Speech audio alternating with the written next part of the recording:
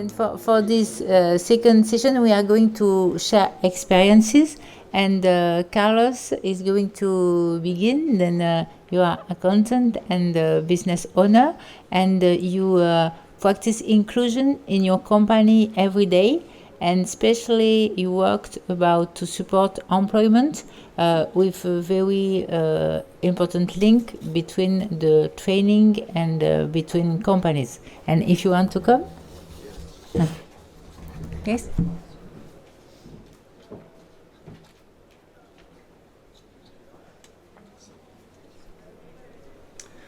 Okay, sorry for the balance problem. Okay, I would like to thank the opportunity to be here and congratulate the TAGIF project, all involved in this project. A good job for students and for their future, also for the companies who one day will have these students and these young people work with them. So I would like to talk a little bit of MD Solutions, the company that I represent. We are an accounting company, but we are not traditional accounting company like I will talk further. So we focus in strategic growth and the enterprise ecosystem in Santarém. So who we are and what we do, okay? We, MD Solution, a leading company in corporate accounting and business consulting based in Santarém. We unite accounting, expertise, collaborative local talent development, and the corporate facility enterprise ecosystem. We have the business growth partner, so we act as proactive and engaged financial advisors, helping micro, small, and medium-sized enterprises to optimize tax planning, manage financial risk, expand their operations. On the other hand, enterprise ecosystem. So, in addition to tax planning, we offer a physical space for collaboration. We own and manage modern office and that house a diverse range of local and growing businesses. Like I said, we are an accounting company. We do all the work as accounting company does. Focus in tax regulation, preparing monthly and annual reports to companies, and strategic advisory. Okay? We do advanced diagnostic reports, corporate restructuring, custom business evaluation, and investment viability analysis, and also digital migration with transforming complex accounting system into 100% paperless cloud-based environments with secure real-time transparency. Intergenerational human capital. Why is that important? We must have seniors with experience and young people. We believe each one learn each other, okay? It is important so to bring young people to the companies, pass to them the knowledge and the experience. We believe our competitive advantage lies in the perfect blend of experienced technical professionals and innovative young minds. Young talents, it is important, work with them. Mentorship culture, so be directional mentoring programs ensuring safe knowledge transfer. We have a place where we have companies, so MD Solutions provides a fully equipped workspace ecosystem right in the center of Santarém. In our offices, we welcome a diverse range of growing local business, creating business synergies and professional stability. Our corporate facility in Santarém offers professional workspaces designed to incubate high growth firms and foster active collaboration. This space also offers young people the opportunity to connect with companies. Our three-pillar commitment. First, green transition, mitigating our digital footprint via low carbon cloud hosting and a paperless environment. Two, digital future, developing real-world cloud accounting skills for Santarém University Polytechnic apprentices. Third, local cohesion, retaining high-value talent in Santarém. Building the future. Well, we believe MD Solutions is the bridge to connect young people and companies, because we have the experience with the companies, we know what they do, we have the contact of these companies, and we are focused and give opportunity to young people because they are our future. There is a problem in Portugal. Many talents leave our country because, of course, go searching better conditions. But if we can give them the better conditions, perhaps he will stay more time with us. Thank you very much.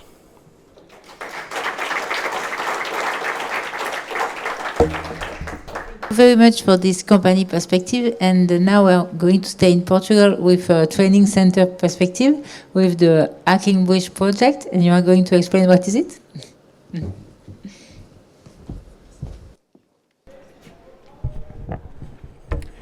Okay, good morning everyone. So first of all, thank you for the invitation for TAGIF and also for Professor Rogério.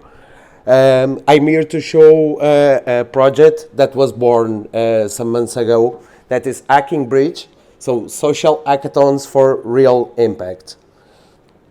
So basically this project was born in Spain some months ago, in Madrid, by Sandra Milan and Maria Fernandez, and was transformed from a local social innovation initiative to an international project through ACE2AU.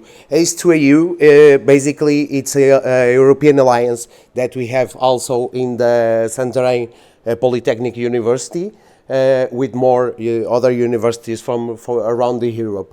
And this expansion, European expansion, was started in a traineeship week in Riga, in Latvia, that was in March this year, with Brahim Mufakir.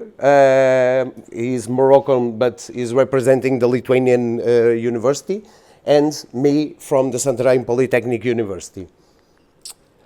And why Hacking Bridge connects with TAGIF?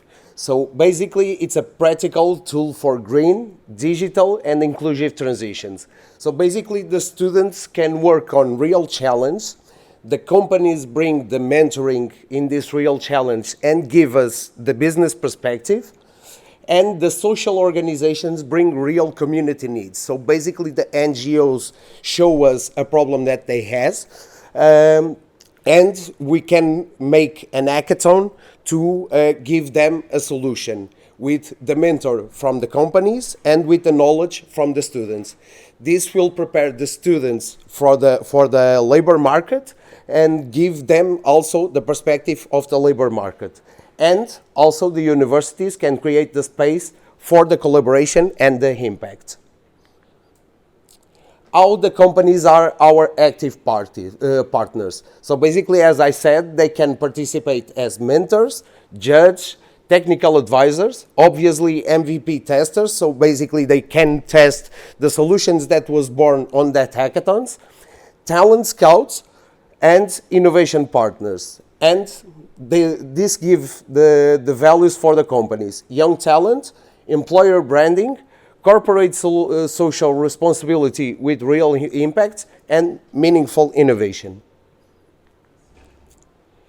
Social impact as a core principle. This is not only the most technological solutions for us. These are the values when we create a new solution. So basically, the social impact, relevance, feasibility, sustainability, scalability, and collaboration.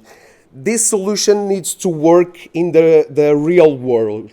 So we are not making a solution just to make a solution. So we can create a real solution for a real problem. This is an example from our first Hacking Bridge hackathon.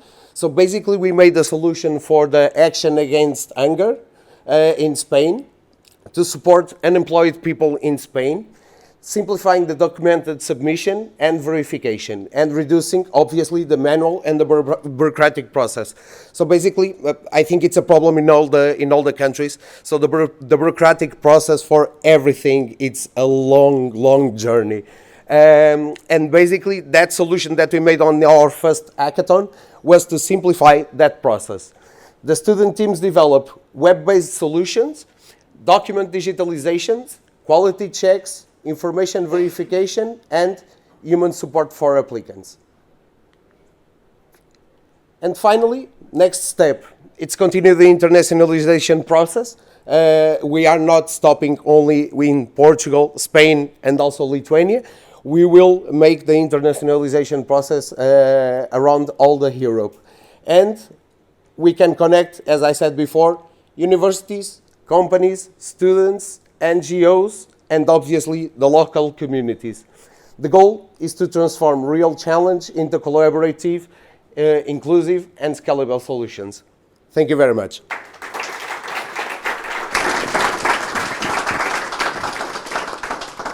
Thank you very much, André. And we come back in France with Andrea, who is going to give an overview of good practices on inclusion in France. Yes, thank you. Can you all hear me okay? I'm a little shorter than the past speakers. Thank you. And I believe... here it is. Thank you. Oh. There we go. So yeah, hello, my name is Andrea, and like Kelly, who spoke at the first roundtable, I work at AFMD, so the French Association of Diversity Managers, and today my role at AFMD is to work primarily with our member companies on their best practices. So I'm going to be presenting some of the key subjects that they address within their organizations, as well as some best practices that we've observed. And then I wanted to present briefly some of the best practices we recommend at AFMD when implementing a DEI or EDI policy. So some of this is a reiteration of what we've already heard today, but we recommend before doing anything, diagnosing, so conducting internal assessments on organizational culture, using HR data, asking are our employees aware that we have a DEI policy, so conducting a full assessment to be able to target areas. And then also embedding it into HR systems. So every step of the HR system, recruitment, onboarding, performance reviews, offboarding, and then of course engaging management and employees. We've heard that many times today and how important that is. And then communication, we like to ask our companies to ask themselves, are our internal and external communications a clear reflection of our DEI commitment? Are we implementing the policy and then not communicating it ever, or are we proudly communicating the policy? Are we communicating our targets, objectives? Are we communicating when we've met the targets and objectives, etc.? And then finally, measuring the impact, which will hopefully start over this cycle of implementing the policy. And then, like I said, I wanted to target or discuss some of the key subjects that our companies target. Like Kelly mentioned earlier, the French approach is rather siloed, so what we'll see is companies targeting specific subject matters. And so one of the key subject matters that we see is gender equality. And the reason for this siloed approach, I think, is in part due to certain legal contexts that require French companies to target this, but then also certain subjects are certainly more taboo than others. So gender equality is a certainly rather accepted subject.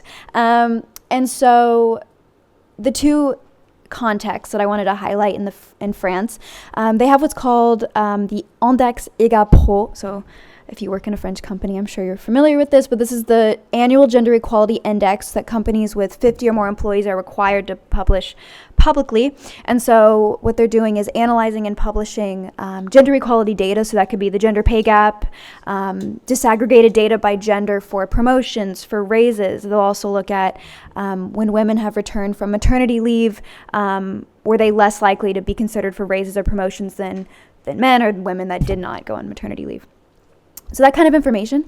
And then there's also what's called the Loi Rixin, which dates back to 2021, but there's few stages of the law. The most recent one is as of March of this year, companies, I believe is minimum 1,000 employees, must achieve at least 30% of each gender among their senior executives and governing bodies. And then I believe it's 2029 that goes up to 40%. So pretty significant. We see some laws that require action, but beyond that, some best practices that we see in our companies. This is not an exhaustive list, but I would say what we most commonly see. So first, of course, training managers on unconscious bias and sexism in the workplace. We talked about that earlier. We also see partnering with third-party providers to be successful. And then also conferences, webinars, testimonies from colleagues, or roundtables of this sort are very commonly implemented, especially around March 8th, the International Women's Rights Day. And then more recently, we see efforts to engage male employees, which I think is very important. Ultimately, if men aren't also willing to stand up in the face of sexist comments or mainly microaggressions or sexist comments in the workplace, then ultimately the actions can fall. So engaging male colleagues as well within gender equality initiatives, mentoring career development programs, flexible with work from home. This is particularly beneficial to employees that are parents. Normalizing and encouraging fathers to take paternity leave, especially in our companies where they work in a predominantly male sector. We notice this to be a problem. Fathers don't, or they feel as though they should not take all of their paternity leave for fear that they would be scrutinized or perceived as not taking their work seriously enough. Partnerships with creches or daycares, and then employee resource groups, so giving the ability for employees to voice their own concerns and interests and needs within the company. So that's gender equality. Accessibility. So in the same way, there's two key legal context factors that I think make this a very commonly targeted subject in France. And of course, again, it's one of the rather less taboo subjects. The first one is called the RQTH. So Reconnaissance Qualité Travail Handicapé. What this does is essentially recognize an employee's handicap status, and then therefore is key to workplace accommodations. And then you have what's also called the OETH. So this is a 6% employment quota for companies with 20% for 20 or more employees. So 6% quota for employees that have a disability of some sort, cognitive, physical, so a long list of RQTH. But otherwise, non-compliance with the 6% indicates that the company must contribute or donate to one of two organizations in France that are engaged in professional insertion for people with disabilities. So certainly those two factors help make accessibility a very commonly targeted subject. And then when it comes to best practices beyond what's legally required, we also see training, informing managers and employees on the RQTH process. What we see is employees, most disabilities are invisible, and we see that employees will feel as though they cannot disclose that information for fear of experiencing discrimination. So informing managers and employees on the RQTH process, as well as how to provide a safe space for employees to feel comfortable to disclose that information, is very important. There's also what's called the CIF, which is la Semaine Européenne pour l'Emploi des Personnes Handicapées. So kind of an awareness raising week every year where companies will utilize this time, like March 8th, to implement certain conferences, webinars, awareness-raising events, trainings. They'll have accord, so like some sort of legal document that they'll work with the blanking on the English word now, syndicat, the unions. Thank you. English is my first language, so. But they work with the unions to develop these agreements for clear indicators and to help measure performance, and then also taking a wide approach to the subject. So neurodiversity, chronic illness, invisible disabilities, taking a very large approach to what can be considered disability. And then finally, of course, accommodation, willingness to modify or adjust posts as necessary. And then we have LGBTQIA plus inclusion. So the French legal context for this, so non-discrimination or sexual orientation or gender identity is, of course, a protected characteristic in France, as was mentioned by Kelly earlier. However, in practice, a recent study that came out just about a month ago from an organization called Autre Cercle says that 37% of LGBTQIA plus employees reported experiencing discrimination from management, which is a 12-point increase from 2024. So in practice, we see that individuals who identify as being part of this community experience some of the highest instances of discrimination. And so some of the best practices we see are employee resource groups. So similarly, giving a space for employees who identify as part of this community to voice, well, to find community within the organization, also an organization to voice their concerns, their needs, etc. We see some of our companies implementing an ally guide. So this is for all employees, managers, everyone on, first of all, what does LGBTQIA plus stand for? The basics of being an ally. And then dedicated guides for managers and HR on supporting employees through gender transition. We've seen a handful of our companies start to develop that, which we've seen very impactful. Pride Month events and celebrations, a universal parental leave policy, so taking a very wide approach to granting parental leave.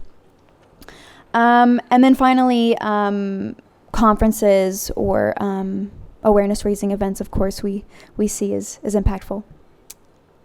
And then finally, the fourth subject I wanted to mention is intergenerational inclusion, which of course we've seen mentioned a few times. So like we've discussed, this is perhaps the first time we've had 4 different generations working within one workspace. And so 2 key aspects of the French context that have made this that much more pertinent are the pension reform of 2023, if you remember those protests. So in 2023, the retirement age was raised to 64, which of course increases intergenerational coexistence. And then you have the accord senior, so these documents that they're working with unions to develop became required for companies of 300 plus employees. They need to negotiate these every 4 years, and this is spanning from topics from recruitment, job retention, end of career arrangements, knowledge transfer, so targeting the senior employees. And then finally, best practices we see for intergenerational inclusion are trainings to combat stereotypes and biases. Labels like baby boomers, Gen Z tend to attribute certain skills or personality traits. So we want to try to combat that. We don't want to assume because someone is of Generation Z, for example, that they are very gifted in technology and that someone who's a baby boomer is therefore not. Things like that. And then reverse mentoring programs, so that knowledge sharing, knowledge transfer. And then retirement preparation seminars open to all ages. We had one company implement this, and it was very, very successful. So from the anyone that's open, they have seminars to help explain the system, savings plans, etc. And then celebrating senior role models. And finally, a structured onboarding program to standardize tool usage, communication, cross-generational interactions. So yeah, those are the 4 that I wanted to highlight today, the 4 commonly targeted subjects we see within our organizations. And then finally, I just wanted to say if you're interested, you can find our resources online, which are free, majority of which are in French. We do have some in English, though. And you can go to our website. It's the link up there, resource library. We also brought some with us that are on this table just outside. If you're interested, we have some physical copies as well. But thank you.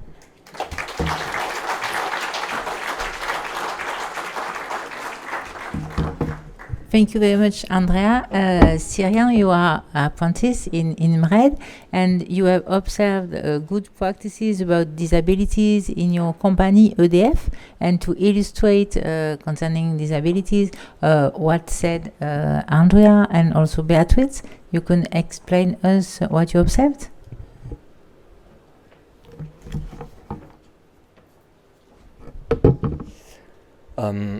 So I'm working at EDF, a French company that is a leader in nuclear energy field.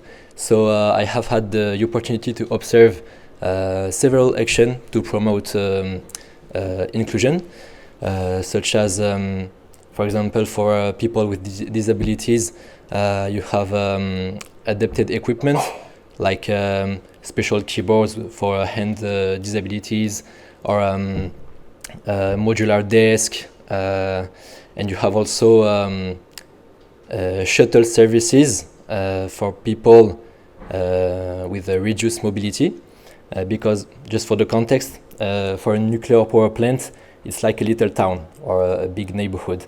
You have 2,000 workers, so it's important to be able to move everywhere and quickly.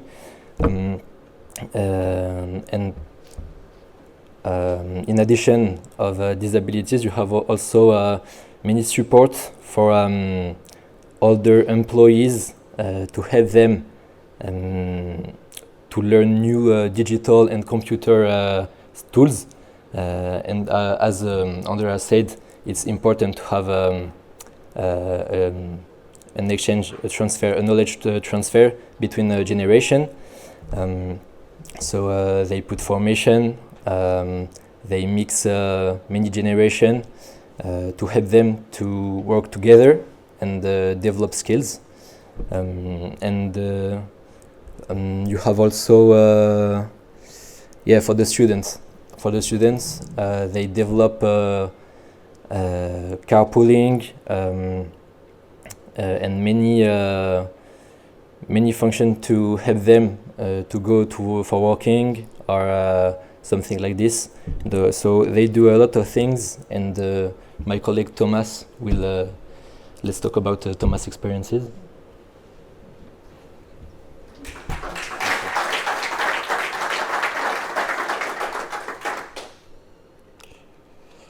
Thank you, Cyrian. Thank you for the invitation and for the all intervenants. That's very interesting. So I work for the city of Paris in the laboratory of testing materials, and what I observed during my 2 years apprenticeship, like Cyrian mentions, we have a lot of help with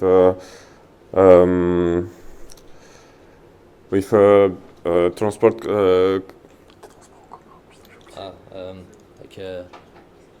Transport en commun. Ouais, public transport. Thanks. Like public transportation. You have also. Sorry. You have also tailor workstation with specialist equipment. You have flexible schedules. They are adjusted for working hours to accommodate with medical needs or anything. And you have also teleworking options. You have an education and administrative support in the city of Paris. For example, you have about 30 people. In Paris, they have 50,000 people who work for the city, and you have 30 people who have education and administrative supports. You have French and mathematics courses for the employee, and you have administrative guidance dedicated to accompaniment to help vulnerable staff and negative complex with international procedures. And that's why I have observed. Thanks. Thank you, Thomas.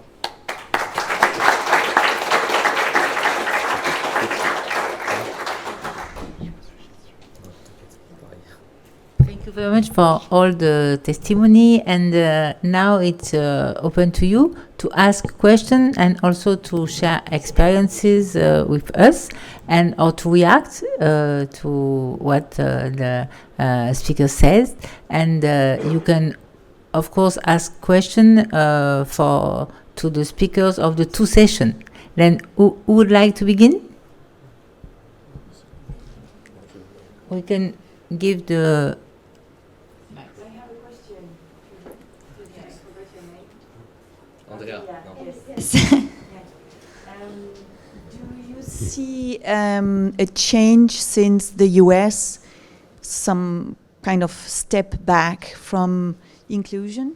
Do you see an influence in France in companies? It's a really great question. Yes and no. We don't see the same level of impact. I think in the US, obviously, there's a large regression and rollback of these policies. We see more of an uncertainty in France. That's how I would describe it. We haven't seen clear impacts.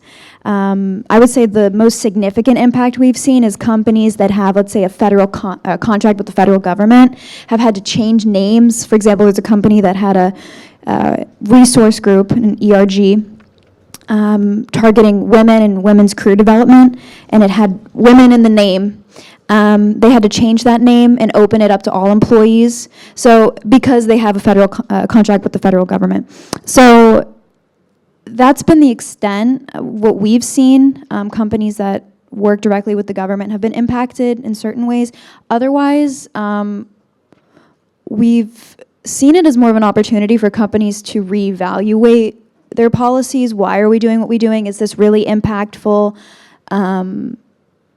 Using it as an opportunity to reaffirm their commitment. So positively, we haven't seen much of an impact, more of an uncertainty of what might happen, but we haven't seen any concrete impacts for the most part. Thank you. Very good. Yeah, and just to add on to what Andrea just said, we work really closely with Laure Bérigny, who is a researcher in management, and she has two reasons as to why backlash is not as significant in France. The first one being that we do have a very legal system that is way more protective of legal characteristics than in the US. So that's the reason why the backlash is not as significant. And also, after the Black Lives Matter movement in the US, companies really had to position themselves in a political way on these topics, whereas in France, we did have the Me Too movement, but no social movement as significant. And so that's why the backlash is not as significant. And we also recently published a book on chief diversity officers that you can have just over there. And I think that specific figures like around 75 or like 85% of respondents declared not feeling any impact of backlash within their daily work. So just a qualified. That's interesting. Just to Thank you. qualify, yeah. Somebody has a question? The questions? No? Well, I have a question to you. Because you said you try to retain your talents. Yes, it is The a young- work we're starting to do. From my experience in the other organizations, Parents Association, for instance, we brought at the 2023 Education Fair to Santarém to give the answers to young people for the next step they want to choose. So it is a concern we have for that experience from the opportunities for young people. In Portugal, we have a problem. A lot of students leave our country. It is not a problem if we see the perspective. They go to other countries, learn, and we must have the conditions for them to return.